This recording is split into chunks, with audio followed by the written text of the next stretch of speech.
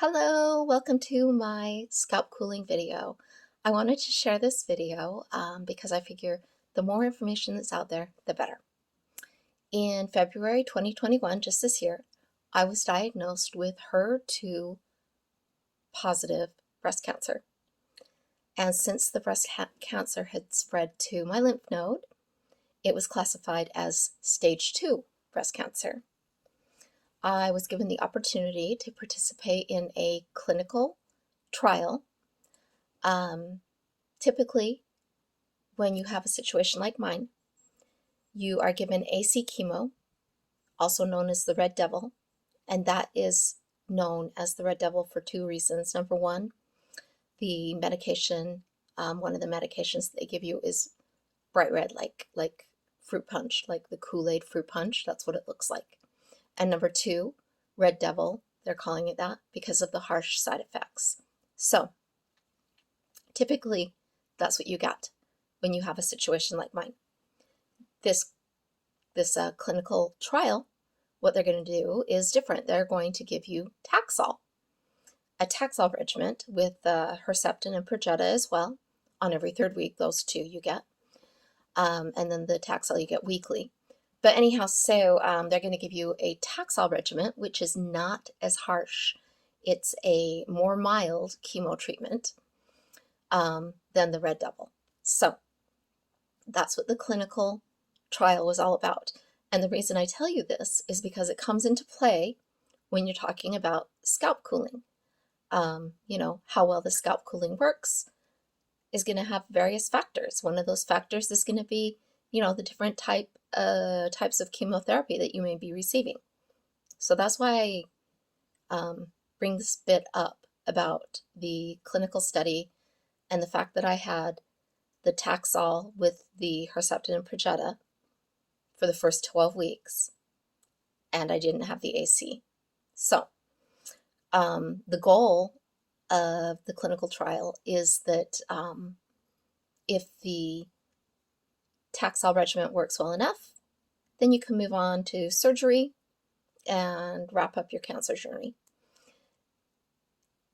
If the Taxol doesn't do the job that, is sufficient enough, they want to see more, then you're still going to get the AC, but you're going to get it after the Taxol. Okay, moving on from there, but, you can see why I bring up the clinical trial and the scalp cooling, because one factor plays into another. All right, so moving along. So I got the Taxol regimen every week for 12 weeks, and every third week I would get the Herceptin and Perjeta in addition to the Taxol. Now, when I was diagnosed, of course, I wanted to know all that I could, and so I went to the internet and to YouTube and did my research, studied, looked, learned, and while I was researching, I found this thing called scalp cooling, a way to preserve your hair, when you're going through chemotherapy. And I thought, oh, that's interesting. But do I really need to preserve my hair? Does it really matter? And it was only after talking with my children, who are, my teenage daughters, that I decided that it would be emotionally beneficial for my children to do the scalp cooling if possible. We talked about cancer. It's scary for them. They're worried, is mommy going to die? They're going to see mom being sick. So for them to have to see mom being sick and bald and no eyebrows, it's a lot. It's a lot. So I decided, what? It is worth it to do the scalp cooling if possible, and hopefully it will be successful for the sake of my children. When I talked to the girls, I said, hey, chemo has come a long way. Cancer treatment has come a long way. I pointed out some friends and family that we know who are survivors and who are thriving, who've moved on, but they're still worried. They're kids, And I decided, what, if this is something that I can do to help minimize this experience, it would be beneficial for my children. So, like I said, I did the scalp cooling and I also did the microblading which I think is well worth it. I did that. So let me get into the cooling cap. You can look it up online.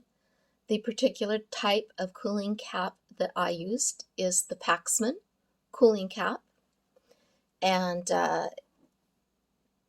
scalp cooling is, it's been used for some time in Europe. In the United States, it seems to be less well known. It's kind of newer. What happens is you put your cap on, it constricts the blood vessels in the scalp, and the exposure is minimized. Now, although the scalp cooling will preserve your hair, some hair is still, some hair loss is still expected.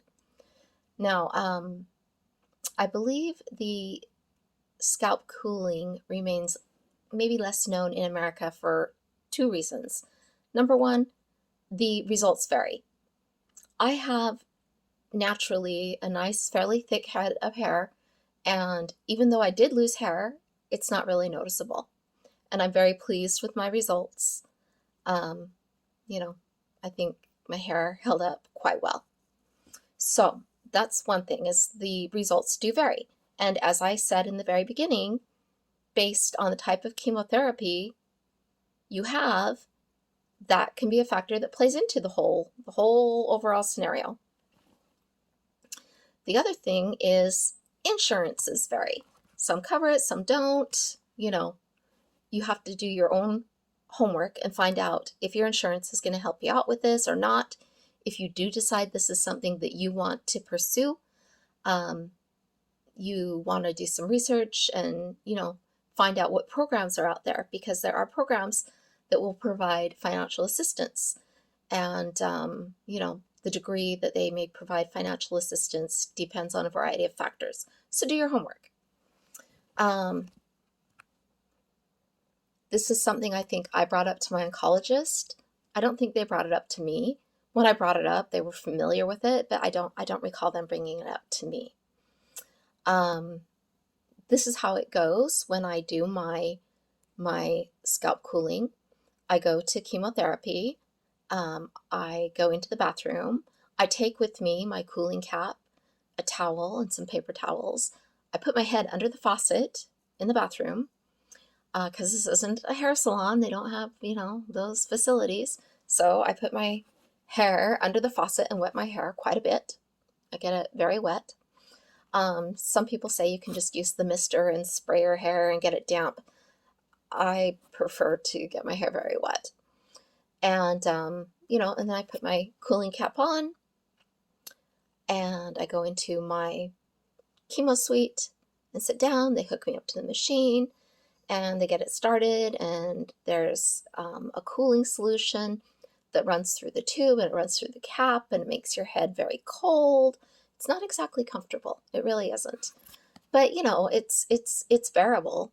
It's kind of like, when you get into a cold pool and your body has to acclimate. Same thing with your scalp.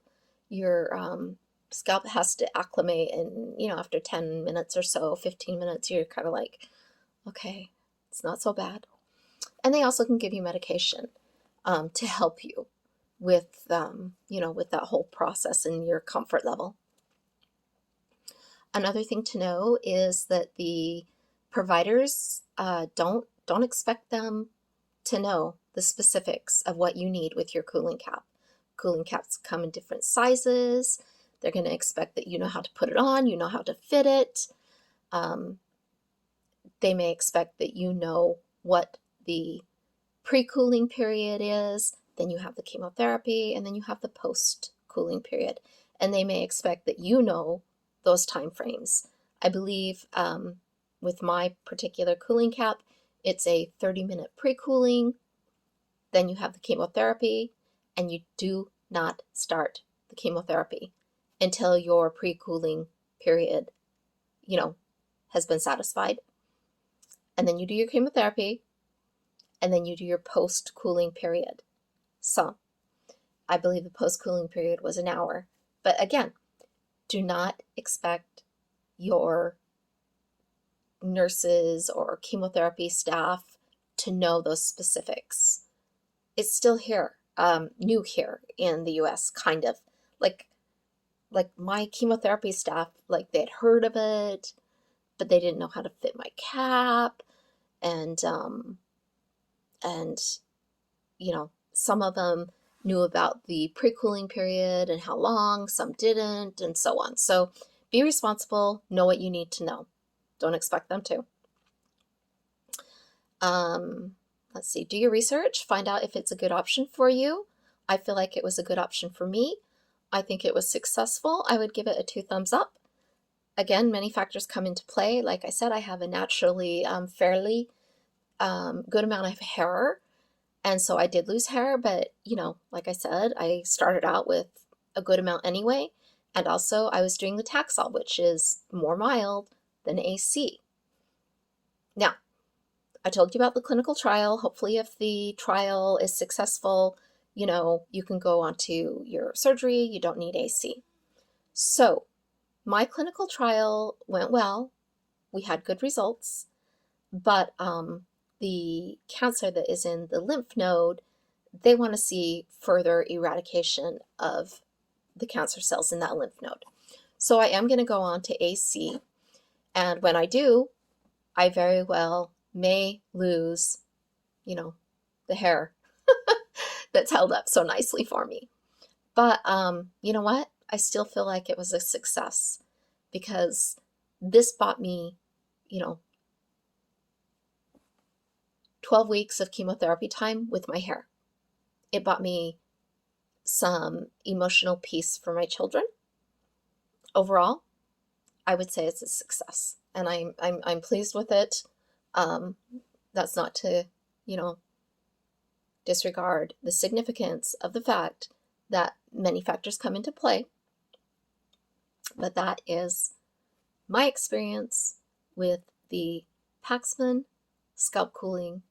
And, you know, like I said, do your own due diligence, see if it's something that's, you know, right for you or not. Talk to your doctor, do your research, and so on. And thank you for joining me. Have a great rest of your day. Thank you.